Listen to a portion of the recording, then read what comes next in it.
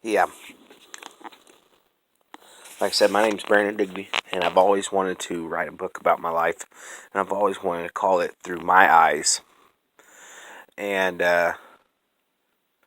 so I'm thinking I'm just going to do like a YouTube thing, and I'm going to do a couple chapters and talk about some stuff and see how people like it and what their responses are, and see if go from there if I tell any more of my story. I'm just a nobody guy from Illinois, so we'll see what people think about it. But I'm going to be real honest and cutthroat. I ain't going to hold nothing back when I tell my story. So, this one is going to be about, this one's going to be called Through My Eyes, chapter 143. So, 143 means I love you. It was kind of me and this girl's thing. And this girl I'm going to talk about, her name is Nikki Harris. So, here goes.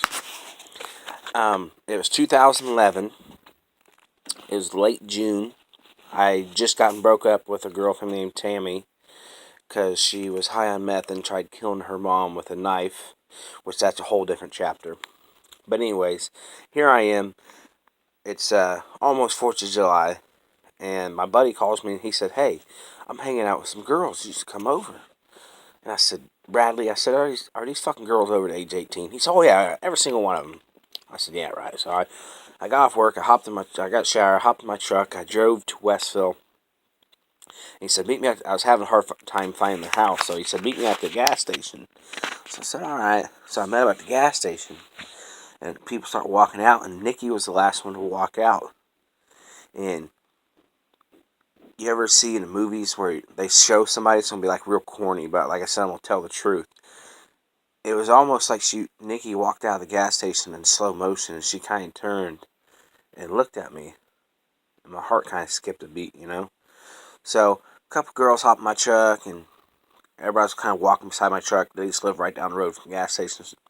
So we go to their house, and one girl starts rolling joint and stuff, and they're all smoking cigarettes. And anybody that knows me back in the day, I was so anti-cigarettes and so anti-drugs and anti-alcohol. Like, I just didn't want nothing to do with it, even though I was 22 at the time. And it turns out Nikki was only 16. So I was like, God damn it, Bradley. So I'm here. Everybody at this shindig thing, they're smoking weed, drinking cigarettes, and they're all fucking underage. So I was already pissed off at Bradley because I was the oldest one there.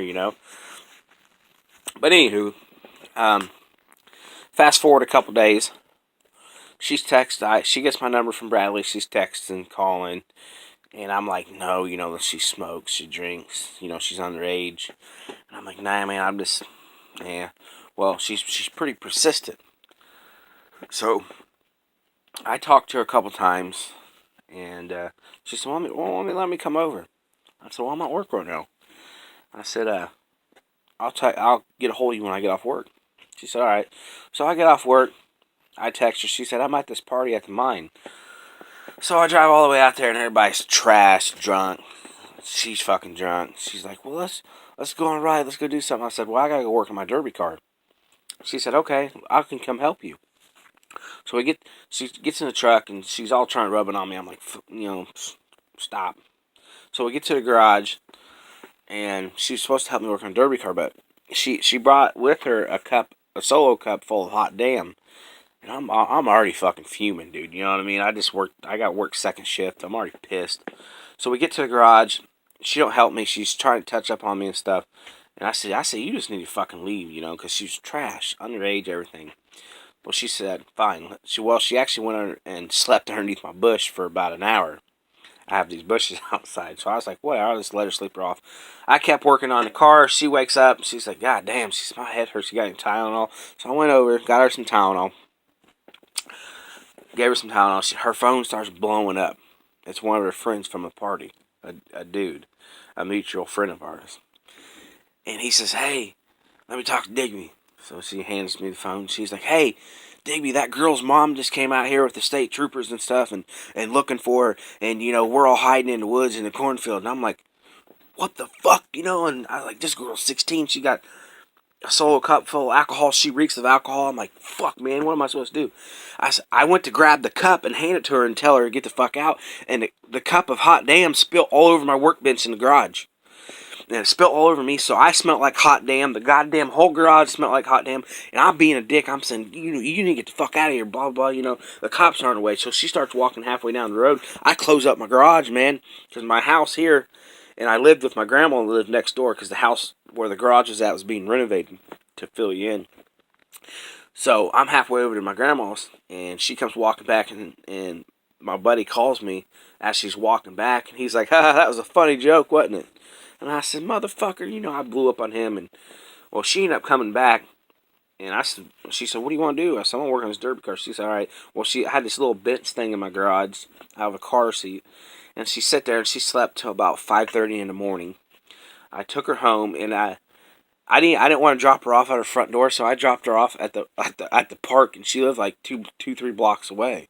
I didn't want her mom, or I didn't know her situation, if her dad or uncles or anything, so I dropped her off at the park, and I was like, fuck that bitch, No offense to her, but I was like, fuck that bitch. That's just craziness, because I didn't like nothing to do with alcohol or nothing to do with cigarettes. I just didn't want nothing to do with that.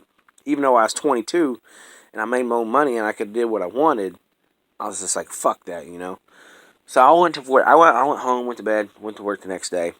About, I'd say, noon, because I usually didn't wake up to about 1. About noon, she's blowing my phone up, apologizing, blah, blah, blah, blah.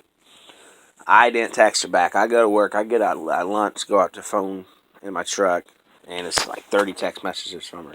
She said, let's just hang out. I said, all right. So when I got off work, I came home, took a shower, and we went and drove, and I got to know her. We sat at the dam until the sun come up, just talking about our families and friends and all that good stuff. So I said, you want to take the long way home or the short way? She always said the long way.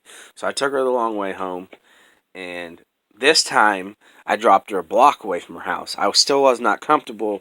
She said, oh, my mom's real cool, My dad is with his new girlfriend, and, it's just my mom, my brother there.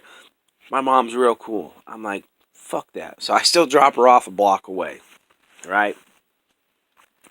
And at this point, I was kind of feeling her, but the age difference kind of still had me scared. So, and I was texting this other girl at the time, which is my fiance now, which that's a whole different chapter.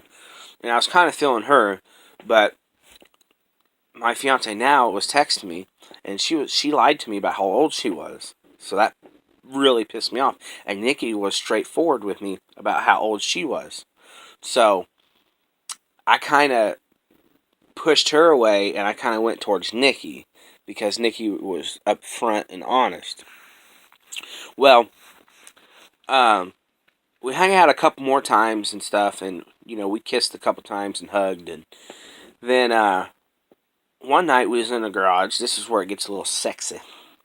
We was in the garage, and she had these short shorts on, and she kept helping me on the derby car, and she didn't have no underwear on, and she kept bending over and shit. And I was like, God damn, Well, she sits in this chair that's kind of in the corner of the garage, and her puss is poking out. And I said, if you don't cover that thing up, I'm gonna eat that motherfucker, right? And she said, well, why don't you close the garage door? So I closed the garage door. I eat her out.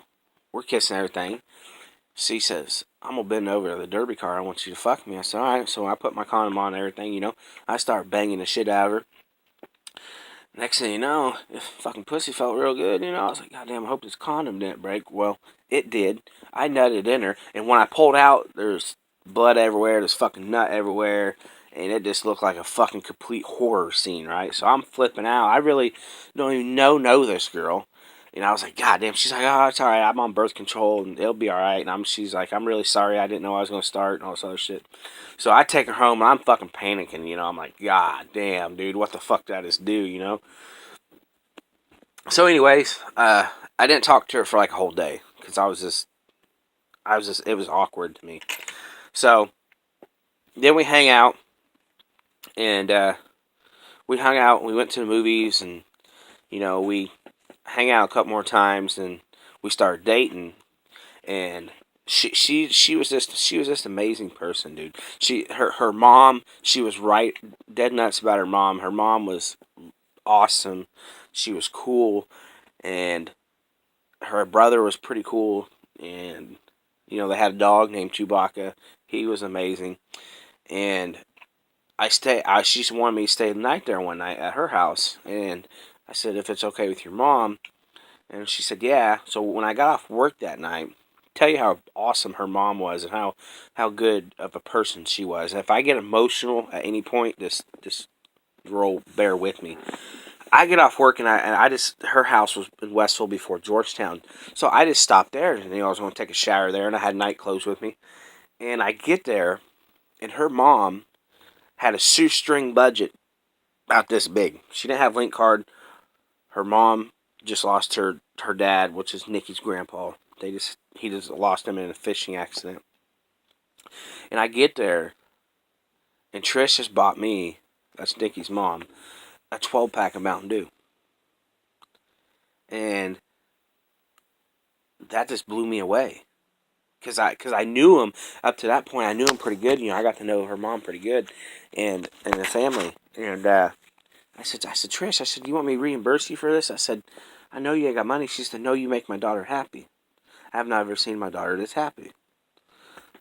I said, all right. So, I stayed the night and stuff, and of course we made love and everything, and it was just the first time us actually sleeping in a bed together, and even though she was younger than me, she was so mature for her age, and I felt so comfortable laying next to her. I felt so safe. I know it sounds corny for a man to say that, but it felt right. It felt like it was supposed to be.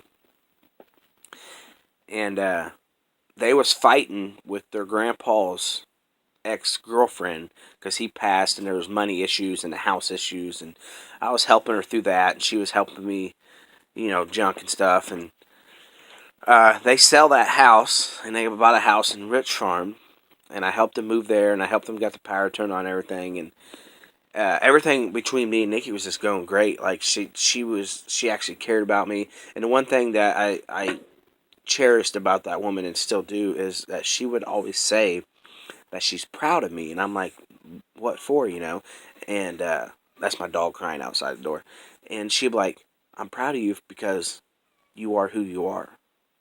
You know what I mean? You're nothing fake. And hold on, Bruce, quick. So everything was going good. We lived in Rich Farm, and uh, Valentine's Day rolls around, right? And she says, I got something spectacular planned for you. I said, sweet. And up to that point, I never had a girl do anything for Valentine's for me or nothing, stuff like that. On my way home, on Valentine's Day, I got off at midnight. I got a fucking speeding ticket. So, typical Brandon, I'm already pissed. I'm fucking yelling at her for no good reason. I get there to the apartment where they were staying at, and I smelled something burning when I first pulled up, and I was like, what the fuck? I walk in, and the whole fucking kitchen and front room's full of smoke, and I'm like, what the fuck's going on?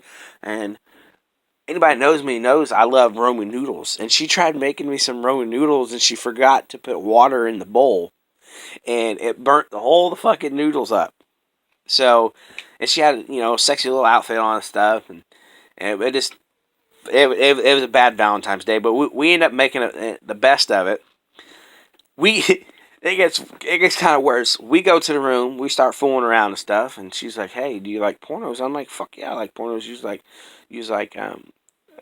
"You want to rent one, and we can just, you know, say it was an accident or something, and you can just give my mom the money for it." I said, "All right." So we rented a lesbian little porno, $4.99, right? And I was just gonna play it off real smooth, and I was just gonna give her like a $10 or $15 just to play it off, to make up for the Valentine's Day turnaround. Well, my dumb ass rented 12 hours of $4.99s. I was like, God damn, dude. So the bill was like $120, dude, and yeah, now you talk about being embarrassed, and I was fucking embarrassed. So everything was going good. We had Christmas there, we had Thanksgiving there, and everything, New Year's. So they kind of ran out of money. Then they got a place in Georgetown, so I helped them move to Georgetown and everything right there. And that's when everything kind of took a twist. I was arguing with my dad and stuff and my grandma about this truck I got and about some things, and I was instead of taking it out another way, I took it out on her, and I for no good goddamn reason, I treated her like shit. I was yelling at her, calling her names, and I was just, when we moved to Georgetown, I just wasn't the best of persons. I wasn't in the right place. I was kind of having like a mental breakdown within myself because I've been through a lot of shit. But that's another chapter. That's another time. And that's when this thing started taking a twist. So I'm gonna leave it there. Then I'm gonna have another chapter. I'm pretty sure I'm gonna have 2 or 3 chapters, and trust me, it gets sadder from there. It gets sadder. But I just want to say she was amazing. She took care of me. She never made fun of me because I'm dyslexic. I can't read and write that good, and she never made fun of me. She never made fun of my family. She always had my hand, so to speak. So. I'm going to continue with the house in Georgetown on the next chapter. Then the third chapter will probably be the sad chapter. So stay tuned. Love y'all.